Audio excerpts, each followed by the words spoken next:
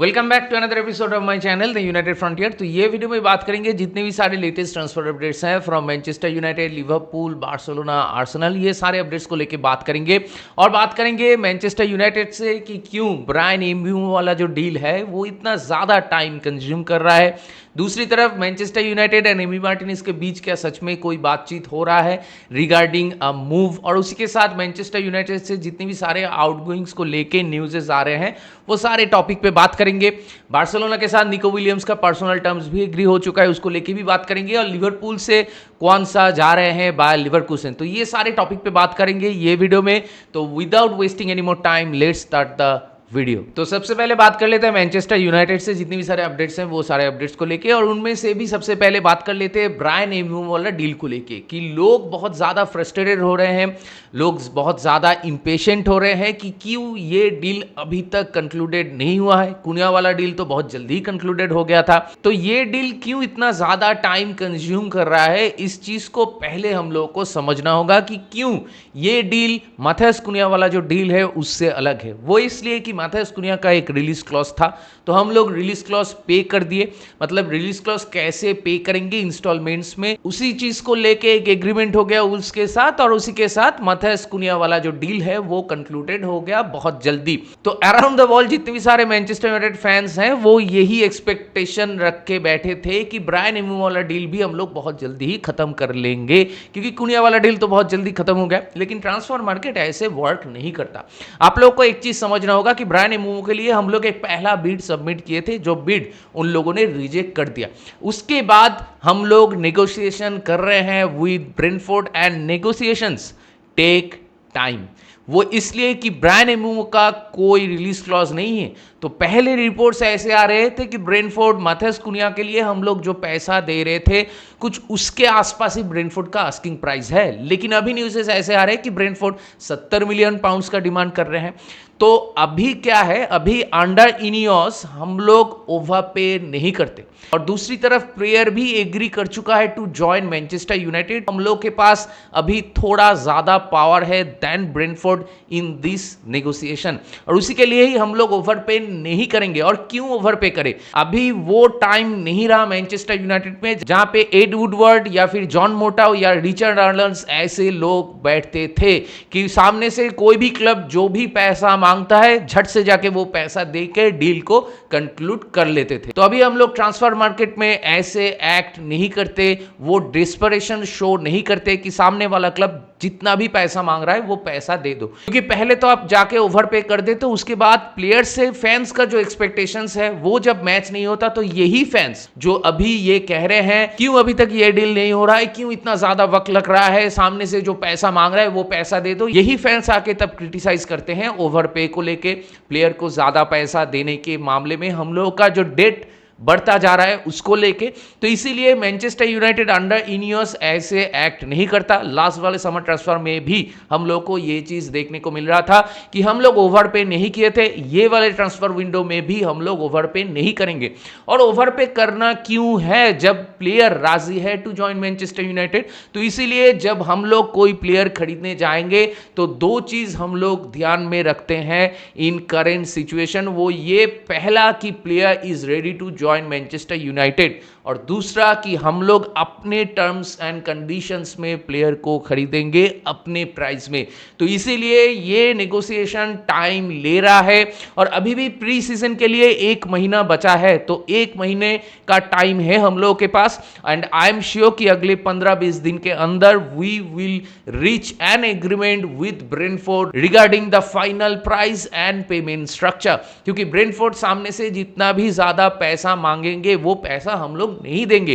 क्यों देंगे भाई, क्योंकि सिर्फ 1 ही साल का कॉन्ट्रैक्ट बचा हुआ है। माना कि जो प्लेयर है ब्रायन एम्ब्यूमो वो 20 गोल मारा है लास्ट सीजन में, लेकिन अगर हम लोग 60 मिलियन पाउंड्स के आसपास दे रहे हैं इंक्लूडिंग एडम्स, वो मेरे ख्याल से मोर देन इनफ है। और हम लोग शायद ऐसा ही कुछ बिड करेंगे, जो सेकंड बिड हम लोग करेंगे वो यही होगा कि 50 to 55 मिलियन पाउंड्स की बेस प्राइस होगा और उसके साथ एड ऑन्स होगा। लेकिन ब्रेंटफोर्ड जो 70 मिलियन के पास जो एक्सपेक्ट कर रहे हैं उस चीज को हम लोग कभी भी मैच नहीं करेंगे और इसीलिए वक्त लग रहा है, जो कि बिल्कुल ही नॉर्मल है। जब प्लेयर का रिलीज क्लॉज नहीं होता तो तब अक्सर क्लब्स के साथ नेगोशिएशन करने में वक्त लगता है।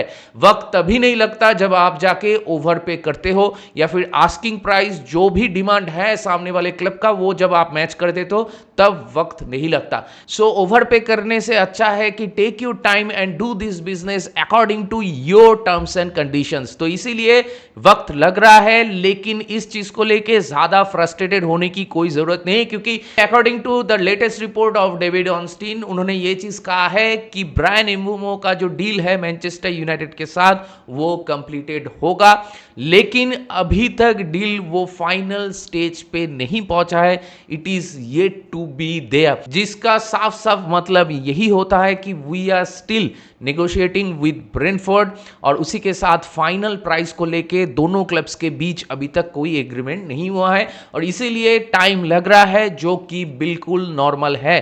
तो आप लोग खामखा ज्यादा फ्रस्ट्रेटेड मत होइए और इस डील को दूसरे डील्स के साथ लाइक मैथ्यूस कुनिया वाला डील उसके साथ कंपेयर मत कीजिए कि वो डील बहुत जल्दी हम लोग कंक्लूड कर दिए थे तो ये डील अभी तक क्यों नहीं हो रहा है।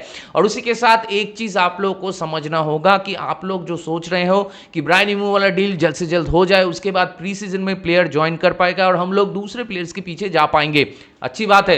ब्रायन एम्बुमो वाला डील मैं आपको गारंटी देता हूं कि प्री सीजन से पहले ही हो जाएगा और प्लेयर प्री सीजन में ज्वाइन करेगा। लेकिन इसके बाद जो दूसरे डील्स के लिए हम लोग जाएंगे, जैसा कि एमी मार्टिनेज को लेके रिपोर्ट्स आ रहे हैं कि फैब्रिज़ो ने भी ये चीज कहा है कि Manchester United held initial talks with Emi Martinez और Emi Martinez is kind of ready to join Manchester United, जो कि अच्छी बात है। लेकिन आपको एक चीज समझना होगा कि प्लेयर्स हम लोग तभी खरीद पाएंगे जब हम लोग प्लेयर्स बेच पाएंगे। जेडन सैंचो को लेके जितनी भी सारे रिपोर्ट्स आ रहे हैं कि नेपोली आर रियली इंटरेस्टेड, मैं आपको लिख के देता हूं कि नेपोली लोन के लिए ही आएगा। कोई दूसरे क्लब्स भी अगर आते हैं तो वो भी लोन के लिए ही आएगा, कोई जेडन सैंचो को नहीं खरीदेगा। सिमिलर चीज है मार्कस रैशफोर्ड के साथ भी होगा। मार्कस रैशफोर्ड को कोई क्लब नहीं खरीदेगा, जो भी क्लब आएगा लोन के लिए आएगा। तो अगर लोन पे हम लोग प्लेयर भेजते हैं और लोन स्पेल जब खत्म होता है तो प्लेयर को वापस से वो लोग हम लोग के क्लब में भेज देते हैं, तो इससे हम लोग का कोई फायदा नहीं है। और इस चीज से एक चीज पता चलता है कि कुछ कुछ लोग जो मार्कस रैशफोर्ड या सैंचो सिंपैथाइजर थे उनको अभी रियलिटी हिट हो रहा है शायद कि कोई भी club is not interested to buy this kind of players, क्योंकि इससे वो कमिटमेंट नहीं देखने को मिलता, इससे वो डेडिकेशन नहीं देखने को मिलता। फुटबॉलिंग एस्पेक्ट्स को छोड़ के बाकी जितनी भी सारे नॉन फुटबॉलिंग एस्पेक्ट्स हैं ये सारे प्लेयर्स उनमें माहिर है। तो अगर आप जो बेसिक चीज के लिए आपको सैलरी मिलता है फुटबॉल, वही अगर आपका अच्छा नहीं है तो कोई भी क्लब आपको नहीं लेगा, आपका ईगो जितना भी बड़ा क्यों ना हो, no one will buy these players. तो यही रियलिटी है ये सारे प्लेयर्स का और इसीलिए हम लोगों को बार बार ऐसे सिचुएशंस फेस करना पड़ता है इन ट्रांसफर मार्केट। और ये चीज जो हम लोग ट्रांसफर मार्केट में फेस करते हैं इन टर्म्स ऑफ सेलिंग प्लेयर्स, वही चीज दिखाता है the years of mismanagement under Glazers. भले ही इनियोस का इंटेंशन सही हो रिगार्डिंग सेलिंग दिस प्लेयर्स, लेकिन फिर भी सेल करने के लिए बायर होना भी जरूरी है और इसीलिए हम लोग ये सारे प्लेयर से मूव ऑन नहीं कर पा रहे। और जैसा कि मैं कह रहा था कि हम लोग के पास अनलिमिटेड फंड्स नहीं है। हाँ, पीएसआर से हम लोग सिक्योर है जरूर, लेकिन हम लोगों को Alejandro Garnacho, Marcus Rashford, Jadon Sancho, Antony, ये सारे प्लेयर्स को सेल करना होगा। इनके साथ आपका मेसन माउंट, लुक शॉ, मलासिया, ये सारे नाम भी जोड़ जाते हैं। तो ये सारे प्लेयर्स में से अगर कुछ प्लेयर्स को हम लोग सेल नहीं कर पाते तो हम लोग नए प्लेयर के पीछे जा भी नहीं पाएंगे। जैसा कि एमी मार्टिनेज को लेके बातें हो रहा है, तो एमी मार्टिनेज अगर आता है मैनचेस्टर यूनाइटेड पे, I will be very happy, क्योंकि आंद्रे ओनाना से तो वो अपग्रेड है। लेकिन जो प्राइस कोटेड हो रहा है, मतलब Aston Villa they are demanding 40 million pounds. कोई भी टियर 1 सोर्सेस से ये प्राइस टैग नहीं रिपोर्टेड हुआ है। जितनी भी सारे सोर्सेस से ये प्राइस टैग रिपोर्टेड हुआ है वो सारे टियर 3 टियर 4 सोर्सेस है। लेकिन फिर भी जो 40 मिलियन आस्किंग प्राइस रखा है एस्टन विला, वो सोच के मतलब मुझे तो हंसी आ रहा है। It is really really hilarious. वो इसलिए क्योंकि प्लेयर 33 ईयर्स ओल्ड है और उसका 1 साल का ही कॉन्ट्रैक्ट बचा है एस्टन विला में। और दूसरी तरफ रिगार्डिंग पीएसआर, एस्टन विला का जो कंडीशन है वो सबसे खराब है। एस्टन विला अपने रेवेन्यू का 96% के आसपास जो पैसा होता है वो इन्वेस्ट करते हैं प्लेयर्स में और उनके सैलरी में। तो इसीलिए पीएसआर के पॉइंट ऑफ व्यू से एस्टन विला का कंडीशन सबसे खराब है। And to maintain the PSR Aston Villa have to sell some players. तो इसीलिए अगर एस्टन विला से हम लोग प्लेयर खरीद रहे हैं तो we have to act smart. जो पैसा की डिमांड एस्टन विला सामने से करेंगे वो पैसा हम लोग मैच नहीं करेंगे, क्योंकि सेल करना ज्यादा जरूरी है फॉर एस्टन विला, और इसीलिए we have to act smart. अगर मैं मेरा पर्सनल ओपिनियन दूं तो एमी मार्टिनेज जैसा है गोलकीपर के लिए, हु इज 33 ईयर्स ओल्ड, तो इसके लिए अगर हम लोग जाते हैं तो हम लोग 15 मिलियन से एक भी पैसा ज्यादा नहीं देंगे, और ये ही होना चाहिए। एंड आई एम श्योर कि इनियस में जेसन विलकॉक्स, ओमर बरेरा जो है, ये सारे लोग ये सारे सिचुएशंस को हैंडल करना जानते हैं, और वो चीज इससे पहले भी वो लोग करके दिखाए हैं इन मैनचेस्टर यूनाइटेड। तो अगर एमी मार्टिनेज, बहुत ज्यादा पैसा लगता है एमी मार्टिनेज के लिए, तो एमी मार्टिनेज को हम लोग नहीं खरीदेंगे। और उसी के साथ आप लोग को ये भी समझना होगा कि एमी मार्टिनेज वाला डील तभी पॉसिबल है जब हम लोग आंद्रे ओनाना को सेल कर पाएंगे, क्योंकि Emi Martinez as a backup goalkeeper तो नहीं आएंगे, ऐसा ही मेरा मानना है। और इसके रिगार्डिंग आंद्रे ओनाना को लेके भी बहुत सारे टियर 3 टियर 4 सोर्सेज से रिपोर्ट्स आ रहे हैं कि AS Monaco are really interested in Andre Onana. लेकिन जब तक सामने से कोई टियर 1 सोर्स आके इस चीज को रिपोर्ट नहीं करता है तब तक मैं इस चीजों को बिलीव नहीं करूंगा, क्योंकि फैब्रिजियो और दूसरे जितनी भी सारे टियर 1 सोर्सेस हैं वो सारे सोर्सेस लगभग ऐसे ही रिपोर्ट्स कर रहे थे कुछ दिनों से कि आंद्रे ओनाना शायद मैनचेस्टर यूनाइटेड में रुकेंगे, और रूबेन अमोरिम के साथ उसका बातें हुआ है। तो अगर कोई सुइटेबल बायर्स नहीं आता है फॉर आंद्रे ओनाना तो there is a high chance, high possibility कि आंद्रे ओनाना इस सीजन में रह जाए मैनचेस्टर यूनाइटेड में। और आंद्रे ओनाना अगर मैनचेस्टर यूनाइटेड में रहता है तो हम लोग को इन दैट केस अब बैकअप गोलकीपर के लिए जाना होगा। Only time will tell what will happen. लेकिन जो बिगेस्ट कंसर्न है इन मैनचेस्टर यूनाइटेड वो एक ही है कि प्लेयर्स की सेल, और प्लेयर्स की सेल जब तक नहीं होगा तब तक बहुत सारे ऐसे डील्स नहीं होगा। क्योंकि दूसरी तरफ आपका एग्जांपल है लिवरपूल का। लिवरपूल से कल यही न्यूज़ेस आ रहे हैं कि कौनसा को वो लोग बेच रहे हैं। बायर लेवरकुसेन के साथ प्लेयर का ऑलरेडी एग्रीमेंट हो चुका है, और लिवरपूल को ये डील में 35 मिलियन पाउंड्स मिलेगा, जिसमें से बेस प्राइस है 30 मिलियन पाउंड्स और उसके साथ 5 मिलियन पाउंड का एड ऑन्स। तो देखिए, एक बैकअप सेंटर बैक को अगर लिवरपूल बेचते हैं तो उनके लिए भी 35 मिलियन पाउंड्स के आसपास लिवरपूल को मिलता है। लेकिन हम लोग के फर्स्ट टीम में से कोई प्लेयर को भी अगर बेचते हैं तो हम लोग को हार्डली 10 to 15 मिलियन पाउंड्स मिलता है, और ये पैसा भी नहीं मिलता क्योंकि हम लोग के प्लेयर्स को हम लोग बेच नहीं पाते हैं, अक्सर उनको लोन में भेजना पड़ता है। तो दिस एक्चुअली शोज कि हम लोग लिवरपूल से कितना पीछे है, and we are really suffering in terms of selling the players, and that is because of years of mismanagement in Manchester United. तो ये चीज देख के as a Manchester United fan obviously हम लोगों को खराब लगता है, जो कि बिल्कुल ही नॉर्मल है कि दूसरे जितने भी सारे क्लब्स, छोटे से छोटे क्लब्स भी अगर कोई प्लेयर सेल करता है तो उनको ठीक ठाक पैसा मिलता है, या फिर बैकअप प्लेयर्स को भी अगर क्लब सेल करते हैं तो उनको पैसा मिलता है। लेकिन मैनचेस्टर यूनाइटेड में वो प्लेयर्स है ही नहीं, मैनचेस्टर यूनाइटेड की प्लेयर्स का वो औकात है ही नहीं कि वो लोग प्रोफेशनल फुटबॉलर्स हैं और वो लोग अपने काम को लेके सीरियस हैं। ऐसा सामने वाला क्लब को लगता नहीं है, और क्यों लगेगा ऐसे प्लेयर्स के लिए जो पिच पे जाके अपना 100% नहीं देते हैं, वो लोग सिर्फ पैसों के लिए खेलते हैं। तो लिवरपूल के लिए obviously it is a very very good news कि वो लोग क्वांसा को बेच के 35 मिलियन के आसपास उन लोगों को मिल रहा है। और ये न्यूज़ आने के बाद और एक न्यूज़ आ गया है फ्रॉम फैब्रिजियो कि क्रिस्टल पैलेस की जो डिफेंडर है मार्क गुई, उसको शायद लिवरपूल खरीदना चाहता है एज ए बैकअप। और अगर मार्क गुई जाता है फ्रॉम क्रिस्टल पैलेस तो उसके जगह पे वहां पे तो डियोमांडे है खेलने के लिए। तो अगर मार्क गुई लिवरपूल ज्वाइन करता है तो लिवरपूल का अभी तक ये जो समर ट्रांसफर जा रहा है, it is truly truly brilliant. मतलब मिलोस कार्केस भी बहुत जल्दी उन लोगों को ज्वाइन कर लेंगे। तो फ्लोरियन वर्ड्स, मिलोस कार्केस, मार्क गुई और उसी के साथ जेरेमी फ्रिम्पंग। लिवरपूल का ये जो summer transfer, I have to say, वो लोग बहुत दिन के बाद एक एम्बिशन दिखा रहे हैं, बहुत दिन के बाद मैनेजर को खुल के बैक कर रहे हैं। और ये बैकिंग जो है मैनेजर को ये करना भी चाहिए, क्योंकि ये मैनेजर अपना पहला सीजन में आते हुए ही लिवरपूल को प्रीमियर लीग चैंपियन कर दिया है। तो इसीलिए ये बैकिंग ये manager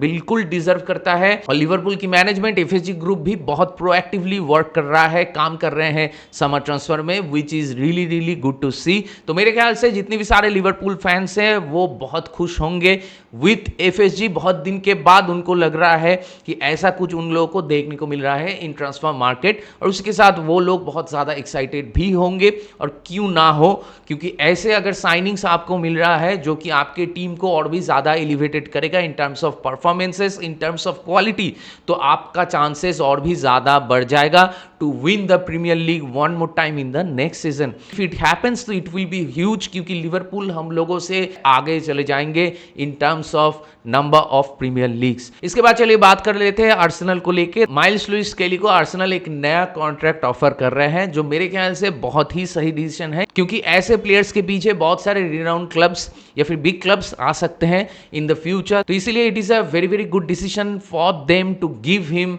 a new contract before other clubs want to sign this player। इसके बाद चलिए जल्दी से बात कर लेते हैं बार्सिलोना को लेके। तो बार्सिलोना के साथ निको विलियम्स का पर्सनल टर्म्स एग्री हो चुका है, player is ready to join Barcelona. मैं कह रहा था कि अगर बार्सिलोना से सामने से ऑफर आता है कोई भी प्लेयर के लिए, तो बार्सिलोना को ना कह पाना थोड़ा मुश्किल है, और ये प्लेयर स्पेन में ही खेलता है। अगर बायर्न म्यूनिख में जाना है तो उसको रिलोकेट होना पड़ेगा, उससे बेहतर है कि वो बार्सिलोना में ही ज्वाइन करे। तो जैसे कि फाब्रिजियो या फिर जितने भी सारे टियर 1 सोर्सेस हैं वो लोग यही चीज कह रहे थे कि प्लेयर एग्रीमेंट को लेके कोई इश्यूज नहीं है, और वो चीज हम लोगों को देखने को मिल गया है कि प्लेयर एग्रीमेंट ऑलरेडी हो चुका है। इशू एक ही है कि बार्सिलोना कैसे इस ट्रांसफर फी को पे करेंगे।